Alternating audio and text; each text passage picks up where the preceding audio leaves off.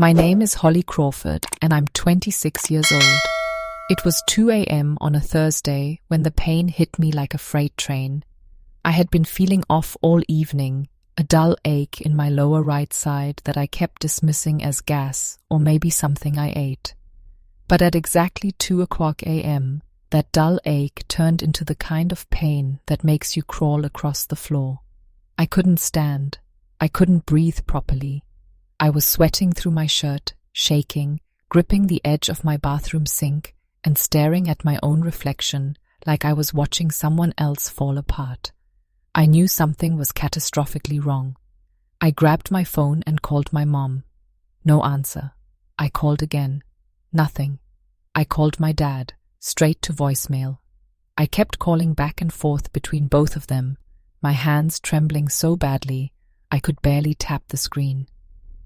By the time I reached call number 17, I was lying flat on my kitchen floor, phone pressed to my ear, listening to that same voicemail greeting I had heard my entire life. "You've reached David Crawford. Leave a message." I left 3 voicemails, each one more desperate than the last. The final one was barely understandable because I was crying so hard. I remember saying, "Dad, I think I'm dying. Please come." Nobody came. What happened next, I only know because the paramedics told me afterward. My neighbor, Mrs. Patton, a retired woman in her 60s who barely knew my name, heard me collapse through the thin apartment wall. She called 911. By the time the ambulance arrived, I was barely conscious. The paramedics later told me my appendix had already burst. They said another 30 minutes on that kitchen floor, and the outcome would have been very different. They never actually used the word death. They didn't have to. I understood exactly what they meant. I was rushed into emergency surgery. While I was on the operating table, my heart stopped. I flatlined. The surgical team brought me back. For one brief moment, I was gone. I didn't see a white light. I didn't hear voices. I only remember complete silence. Then suddenly there was sound again. Machines beeping, people shouting my name, an unbearable ache in my chest from the compressions. When I finally woke in the recovery room, exhausted and confused, a nurse was sitting quietly beside my bed. The first thing I asked was whether my parents had come. She looked at me with an expression I'll never forget. It wasn't exactly pity. It was something close to it. She quietly told me my emergency contacts had been notified and that someone had indeed come to the hospital. Before she could explain further, my surgeon walked into the room. Dr. Reeves was calm, with tired eyes, and the kind of steady voice that instantly made me realize this wasn't going to be an ordinary post-surgery conversation. He pulled a chair beside my bed and sat down. That simple gesture told me whatever he was about to say mattered. "Holly," he began gently, "you had a very serious night. We almost lost you." I nodded. I already knew that much. Then he said something I never could have prepared myself to hear.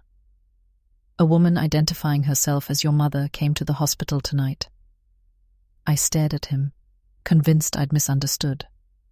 He continued, "She tried to have you discharged early." For several seconds, I couldn't process the words. Discharged? Early? I had just flatlined during emergency surgery. How could anyone, even my own mother, think about taking me home? Dr. Reeves held my gaze and continued. "She was told that wasn't medically possible given your condition." He explained that my mother became argumentative with the staff, insisting there had to be some paperwork she could sign. I felt the room begin to tilt. Then he paused, glanced briefly toward the door, and quietly added, "But the man who paid your hospital bill said..." Before he could finish the sentence, the door slowly opened. Standing in the doorway was a man I had never seen before in my life. "My name is Holly Crawford, and I'm 26 years old." He held my gaze and continued. "She was told that wasn't medically possible given your condition." He explained that my mother became argumentative with the hospital staff. I felt the room tilt slightly beneath me. Then he paused, glanced briefly toward the door, and quietly said, "But the man who paid your hospital bill said." Before he could finish the sentence, the door to my room slowly opened. Standing in the doorway was a man I had never seen before in my life. He looked to be somewhere in his mid-50s, broad-shouldered, wearing a simple grey jacket with dark trousers. There was nothing flashy about him, nothing that screamed wealth or importance. He looked like the kind of quiet, dependable father every child hopes to have. His eyes were kind, the sort of eyes that carried years of experience without carrying bitterness. He stepped inside slowly, almost hesitantly, as though he wasn't entirely sure he belonged there. Dr. Reeves stood, gave him a respectful nod, and quietly excused himself from the room, leaving the two of us alone. I instinctively pulled the hospital blanket a little higher around myself before asking the obvious question. "Who are you?" He sat down in the chair Dr. Reeves had just vacated and folded his hands together. "My name is Gerald Mays," he said gently. He explained that he had been at the hospital that night visiting his older brother, who was recovering on another floor. While walking past the emergency department, he overheard an argument coming from the front desk. A woman, my mother, was demanding that the staff release me. Gerald looked at me apologetically before repeating her exact words. "She said your other daughter's baby shower was in the morning and the whole family needed to be home." For a moment, I honestly wondered if he had somehow mistaken me for someone else. A baby shower? While I was lying unconscious after emergency surgery? Gerald shook his head. The nurses had refused immediately. They explained that I was in critical post-operative care and that discharging me could quite literally cost me my life. According to Gerald, my mother's response wasn't concern. It wasn't fear. She simply asked whether there was paperwork she could sign to override the doctor's decision. Gerald had watched everything from about 20 feet away. A complete stranger. He told me something shifted inside him the moment he heard that conversation. He quietly asked one of the nurses what was happening. They couldn't share my private medical information, but they didn't need to. He saw enough. He saw that no family member came to sit beside my bed. He watched my mother walk out of the hospital. Then he walked over to the billing desk and asked whether there was anything preventing my treatment from continuing. That's when he learned my insurance had a coverage gap that would create an immediate financial hold while everything was being processed. Without hesitation, he paid it, just like that. A stranger paid my hospital bill so the doctors could continue treating me without administrative delays. I didn't know what to say. There weren't words big enough. Only minutes earlier, I'd learned that my own mother had tried to remove me from a hospital bed the same night my heart had stopped because she wanted to get home in time for my sister's baby shower. Now a man whose last name I hadn't even known 5 minutes earlier was quietly explaining how he'd helped make sure I stayed alive. Something inside me broke. I didn't cry politely. I didn't try to hold it together. I sobbed. The deep, ugly kind of crying that comes from a place you've kept locked for years. Gerald didn't interrupt. He didn't tell me everything would be okay. He didn't offer empty reassurances. He simply stayed there beside me. Sometimes that's the greatest kindness another human being can offer. Later that afternoon, my parents finally arrived. My mother walked into the room first. Her opening words weren't an apology. They weren't even a question about how I was feeling. She simply said she hadn't heard her phone because it had been on silent. 17 missed calls. She claimed she hadn't heard a single one. "My name is Holly Crawford and I'm 26 years old." She looked around the room for a moment before noticing the flower arrangement sitting on the windowsill. Gerald had left it there before going back upstairs to visit his brother. I told my mother that a stranger had brought the flowers. She simply frowned and said, "That's odd." She never once asked why a stranger had been involved in my care. She never asked who he was. She never wondered why someone who had never met me cared enough to help when my own family hadn't. My father stood near the door during the entire visit with his arms crossed. He nodded occasionally whenever my mother spoke, but he never came over to my bedside. He never sat down. He never asked how I was feeling. They stayed for about 40 minutes. Then my mother stood up and announced they needed to leave because there was still cleanup to do after my sister's baby shower. She smiled faintly and told me the party had been beautiful. "You would have loved it," she said.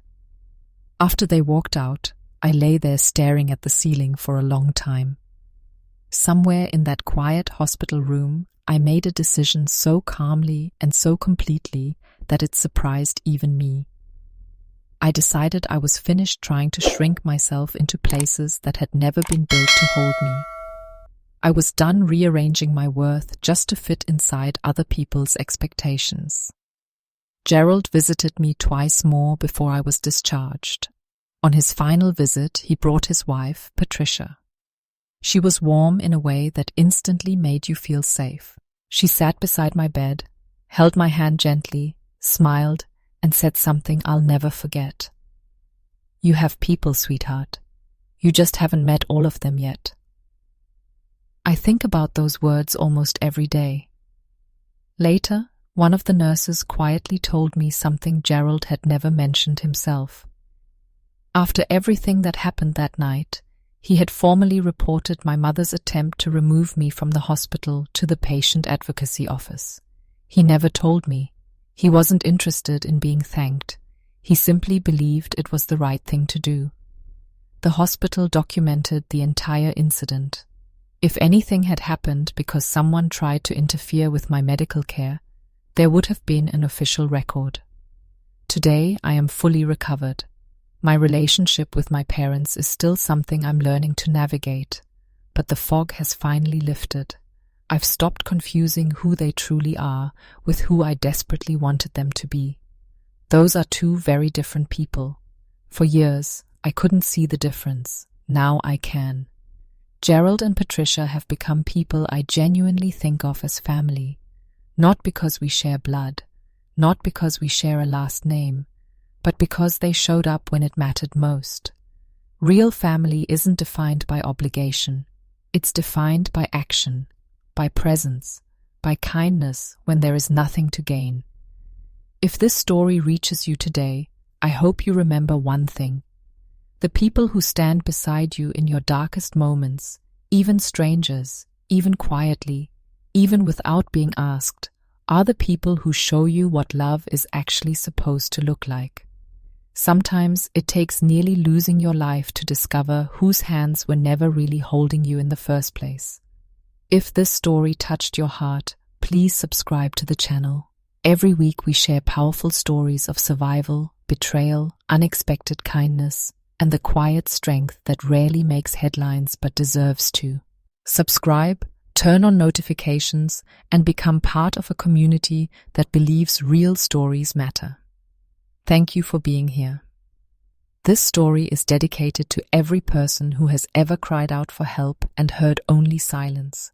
You are seen, you are valued, and you are never truly alone.